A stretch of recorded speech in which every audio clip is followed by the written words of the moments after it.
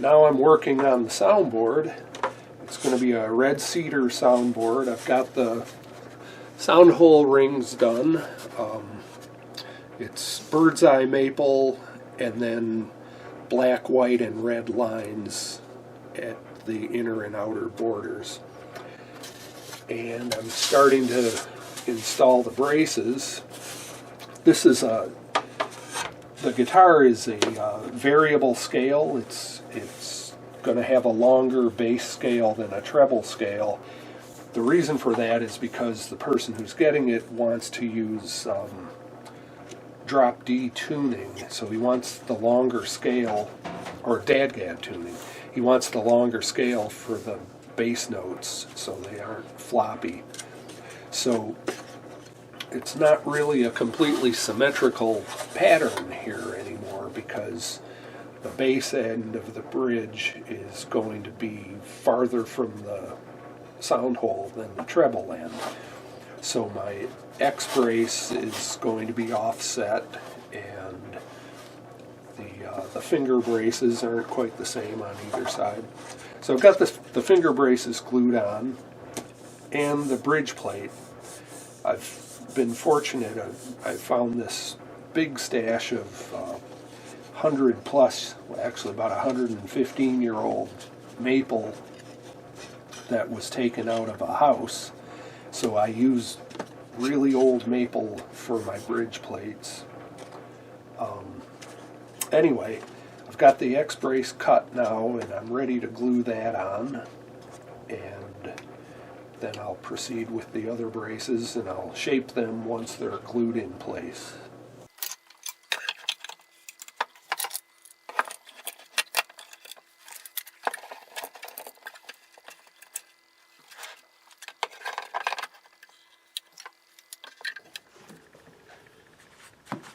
Once all the braces are on, I start carving away all of the excess wood. The idea with shaping braces is to keep them just strong enough to counteract the forces on the soundboard, but you want to reduce the weight as much as possible for the best acoustic sound. And that's really true if you're using tapered bracing or scalloped bracing. The idea always is to just have enough brace material to keep the top from caving in, and anything more than that is just excess, and it's going to dampen the sound of the guitar to some degree.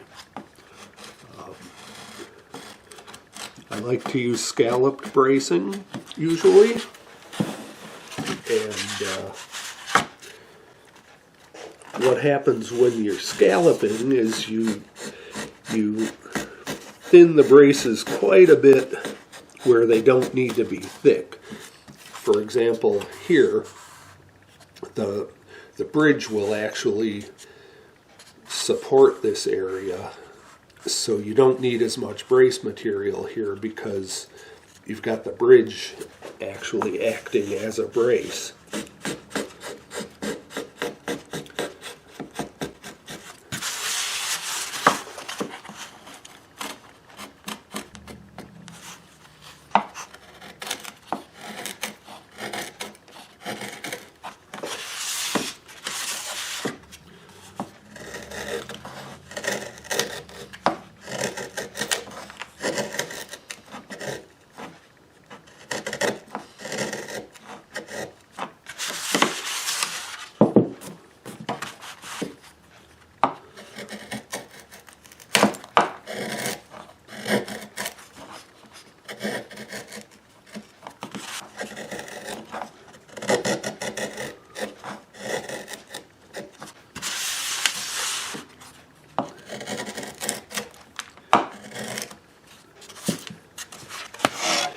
As I carve these, I can really start to hear the top loosen up. I'll hold it hold it like this and tap on it.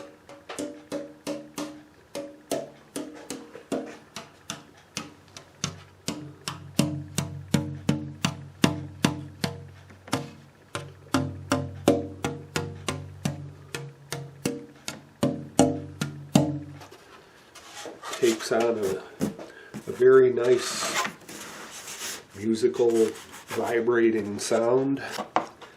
I know what I'm listening for, and I know when I hear the right responsiveness of the top, and that's when I stop shaping the braces that pronounce it done. So once I get all these braces shaped, I'll be ready to put the top on the sides.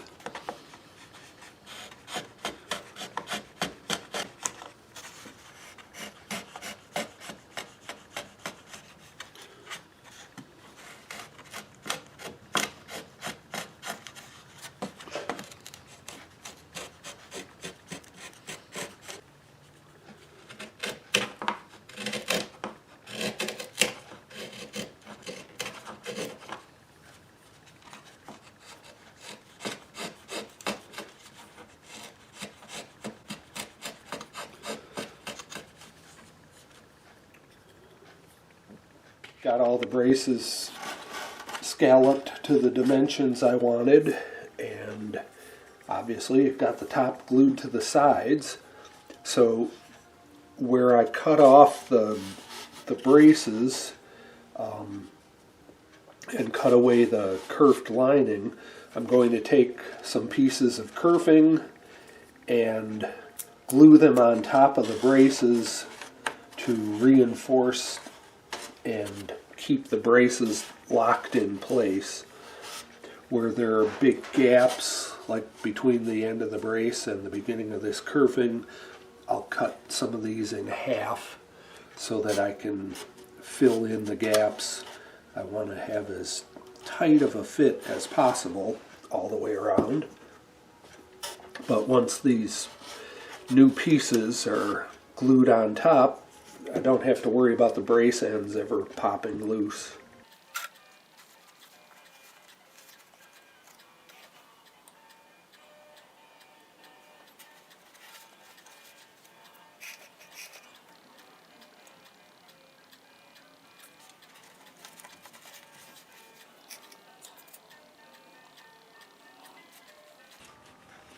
So that's the idea. Okay, I've got all the reinforcing blocks in place all the way around. And so now I'm going to start paring down the sides to get the dimensions right where I want them to be. It's about 4 inches at the tail block and 3 1/4 at the head block.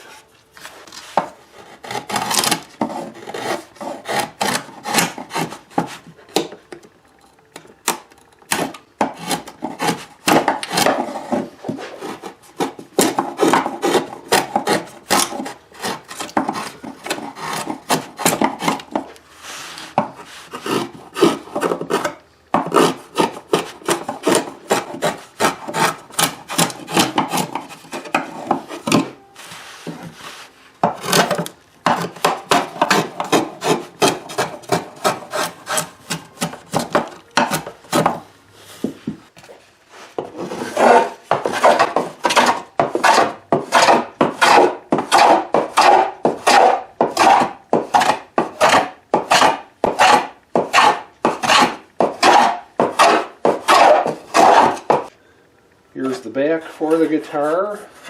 Got the marquetry strip in the center. Nice curly walnut. I've got 3 spruce braces. They're curved to an 18-foot radius, so it gives the back a nice bowl shape. Now I'm going to start trimming the braces.